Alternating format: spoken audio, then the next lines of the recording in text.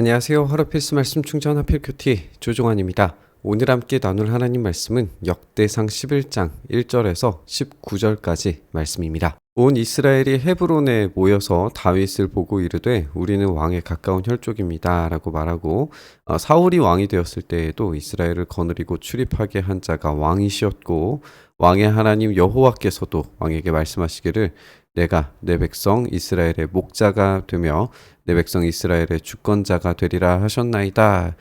이에 이스라엘의 모든 장로가 헤브론에 있는 왕에게로 나아가니 헤브론에서 다윗이 그들과 함께 여호와 앞에 언약을 맺음에 그들이 다윗에게 기름을 부어 이스라엘의 왕으로 삼으니 여호와께서 사무엘을 통하여 전하신 말씀대로 되었다. 이렇게 이야기합니다.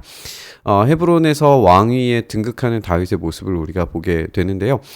여기에 강조되는 것은 하나님께서 왕에게 말씀하셨고, 하나님께서 목자가 되도록 하시고 기름을 붓고 여호와께서 하신 말씀대로 되었다. 이렇게 하나님께서 주권적으로 왕권을 이양시키시는 모습을 보게 됩니다. 이스라엘이 이제 참된 왕을 뽑으려고 했을 때 중요한 이미지가 뭐냐면 목자가 되는 것입니다. 사울도 목자여야 했는데 이 목자로서의 역할을 실패했죠. 그래서 새로운 목자가 등장해야 되는데 그 새로운 목자를 뽑는 게 누구냐? 양들의 진짜 참된 주인은 하나님이시죠. 그래서 하나님께서 뽑으셨기 때문에 그 위임식 인 겁니다. 왕이 스스로 되는 게 아니라 하나님께서 주인이 되시고 주인이신 하나님께서 역할을 위임하셔서 생기는 직책이 왕인 것이죠. 그래서 이스라엘의 진짜 왕, 진짜 참된 주권자, 주인은 하나님이시다라고 하는 게 강조되고 있습니다. 다윗이 온 이스라엘과 더불어 예루살렘 곧 여부스에 이르르게 됩니다. 예루살렘의 옛 이름이 여부스라고 소개되어 있는데요. 여부스 땅의 주민들은 그곳에서 이리로 들어오지 못하리라 이야기합니다. 그러니까 여부스 사람들의 반대에 부딪혔을 때 다윗이 그 시온 산성 여부스 땅을 빼앗게 되고 그곳을 다윗 성으로 만들게 된 거죠. 다윗이 이르되 먼저 여부스 사람을 치는 자는 우두머리와 지휘관으로 삼으리라 라고 그렇게 이야기를 했더니 스루야의 아들 요압이 먼저 올라갔기 때문에 우두머리가 됩니다. 그래서 다윗이 다윗 성을 차지하게 된 이야기, 그리고 다윗의 용사들에 대한 소개가 이어지는 걸 우리가 읽게 돼요. 그 산성에 살았기 때문에 다윗성이라고 부르게 되었고, 다윗이 밀로에서부터 두루 성을 쌓았고 나머지는 요압이 중수했다라고 하면서 그 성들과 또 함께 머무는 지역들이 확장되어져 가는 것을 우리가 보게 됩니다. 근데 이 모든 일들이 어떤 원인에서 일어나느냐 명확하게 밝히는 게 만군의 여호와께서 함께 계셨기 때문이다 이렇게 소개하고 있습니다. 다윗이 스스로 강해진 게 아니라 다윗이 능력이 뛰어나서가 아니라 그 모든 것은 하나님께서 함께 하셨기 때문이다 이렇게 소개를 하고 있습니다. 다윗에게 있는 용사의 우두머리는 이러하니라. 용사의 이름들을 조금 더 자세히 소개를 해요. 그래서 이 사람들이 이스라엘과 더불어 다윗을 힘껏 도와 나라를 얻게 하고 그릇의 왕으로 삼았으니 여호와께서 이스라엘에 대하여 말씀하신 대로 함이었더라. 여기서도 다시 한번 여호와께서 말씀하신 것이 강조되고 있죠. 그래서 진짜 왕권, 권력은 하나님으로부터만 온다라고 하는 점이 계속 강조되고 있습니다.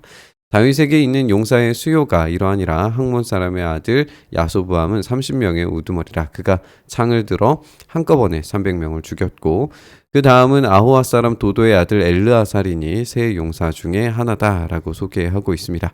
그가 바스담림에서 다윗과 함께 있었더니 블레셋 사람들이 그곳에 모여와서 치니 거기에 보리가 많이 난 밭이 있었어요.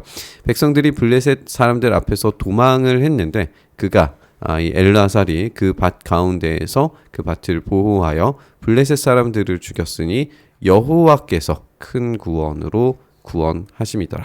이제 용사들에 대해서 이야기하면서도 용사들의 일이 항상 이 여호와의 말씀대로 또 여호와께서 큰 구원으로 구원하심으로 막 이게 반복되고 있어요. 그래서 다윗과 함께하는 다윗의 용사들도 결국 이 하나님의 용사들이다. 하나님께서 함께 하실 때에 이 용력들이 발현된다라고 하는 것을 우리가 볼 수 있죠. 그래서 모든 것은 다윗이 중심인 것처럼 보이지만 사실은 다윗은 대리인으로 위임을 받은 자로 참된 통치와 다스림은 하나님께서 하시는 것으로 계속해서 강조되는 걸 보게 됩니다. 30 우두머리 중 세 사람이 바위로 내려가서 아둘람 굴 다윗에게 이를 때에 블레셋 군대가 르바임 골짜기에 진을 치게 됩니다. 그때에 다윗은 성에 있고 블레셋 사람들은 진영이 베들레헴에 있었어요. 다윗이 갈망하여 이르되 베들레헴 성문 곁 우물물을 누가 내게 마시게 할꼬라고 이야기합니다. 지금 아둘람 굴에 한마디로 말하면 포위되어져 있는 상황이라고 생각을 할 수 있죠. 르바임 골짜기에 진을 쳤기 때문에 이 굴에서 예루살렘 이 산성에서 빠져나올 수 있는 그런 상황이 아니라고 보여집니다. 그런데 블레셋 사람들의 진짜 진영은 베들레헴에 있었다 이렇게 소개를 하고 있어요. 이 아둘람 굴 또 이 예루살렘과 베들레헴의 거리는 대략 한 20에서 30km 정도로 이제 생각을 할 수 있는데 이 거리를 뚫고 들어가서 거기에서 다시 추격자를 맞아서 다윗이 있는 곳으로 돌아온다는 것 자체가 굉장히 불가능한 일이죠. 한마디로 말하면 다윗은 이것을 명령하고 있다라기보다는 이 한탄에 가까운 이야기였을 거예요. 그런데 이 세 사람이 블레셋 사람들의 군대를 돌파하고 지나가서 베들레헴 성문 곁 우물물을 길어가지고 다윗에게로 돌아옵니다. 그러니까 이 사실상 긴 거리의 여정을 하는 과정 자체가 굉장히 위험하고 목숨을 걸고 해야 하는 일이었는데 그것을 실행을 한 거예요. 그래서 다윗이 이것을 마시기 기뻐하지 아니하고 그 물을 여호와께 부어드렸다 이렇게 되고 있습니다. 사실 목숨 걸고 그 물 먹고 싶다고 해서 물을 가져왔는데 그거를 땅에 쏟아붓는 행위 자체로만 보면은 약간은 모욕적으로 보일 수도 있죠. 약간 정치적인 함의를 거기에다가 담을 수도 있었을 거예요. 너네 이런 식으로 하지 말아라. 막 이렇게 위험한 행동, 돌발적인 행동을 하지 말아라. 이렇게 보일 수도 있을 거예요. 그런데 이제 그런 의도가 아니라 다윗이 하는 건 뭐냐면 여호와께 부어드렸다. 이제 예배 행위로 보여지는 거죠. 그리고 설명을 해요. 내 하나님이여, 내가 결단코 이런 일을 하지 아니하리이다. 생명을 돌아보지 아니하고 갔던 이 사람들의 피를 어찌하여 마시리이까 하고 그들이 자기 생명도 돌보지 아니하고 이것을 가져왔으므로 그것을 마시기를 원하지 않았다 이렇게 소개하고 있습니다. 그래서 다윗은 하나님을 두려워할 줄 압니다. 그리고 사람을 귀하게 여길 줄 압니다. 이 두 가지가 다윗을 위대하게 만드는 것 같아요.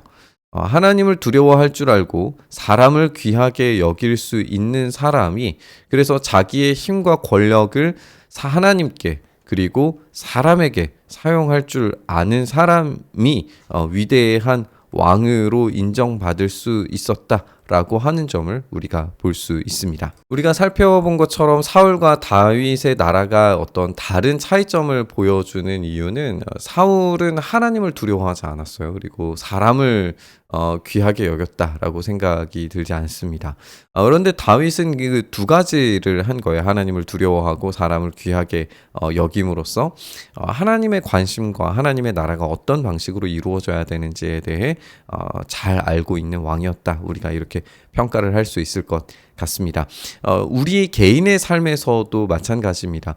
우리가 하나님을 두려워할 줄 알고 사람, 관계를 귀하게 여길 줄 알 때에 우리의 삶의 주인이 내가 아니라 하나님이시라는 사실을 고백하게 되는 것이라고 생각을 합니다. 그래서 하나님을 두려워하고 하나님의 선택, 하나님의 방법, 하나님의 때, 하나님의 뜻에 복종할 수 있는 태도를 가지고 우리가 사람들과의 관계, 또 교회 안에서의 관계를 아주 귀하게 여길 줄 안다면 그때 하나님께서 다스리심을 경험하게 될 겁니다. 만약에 그렇지 않고 내 힘과 내 능력으로 또 내 관계성으로 내 사람들로 채워가려고 한다면 필연적으로 그 결과가 온전하지 못하리라고 생각을 해볼 수 있는 거죠. 오늘 주님이 주인 되시는 나의 삶을 살기 위해서 하나님을 두려워하고 사람들과의 관계성 안에서 참된 이 관계, 사랑의 관계를 맺어가기를 결단하시면서 우리 묵상의 자리로 나아가시죠. 주님, 그렇게 우리의 삶이 내가 주인이 아니라 하나님께서 주인된 인생을 살기를 간절히 소망합니다. 주님께서 다스리시고 주님께서 통치하시는 그 삶을 오늘 살아갈 수 있도록 하나님을 두려워하고 관계 안에서 우리의 삶에 최선을 다했을 때 주님께서 일하시는, 주님께서 귀하게 여기시는, 주님께서 사랑하시는 나의 삶 될 수 있도록 은혜 더하여 주시옵소서. 그 일행하시기를 간절히 바라고 소망하며 우리 주님 예수님 이름으로 기도드리옵나이다. 아멘.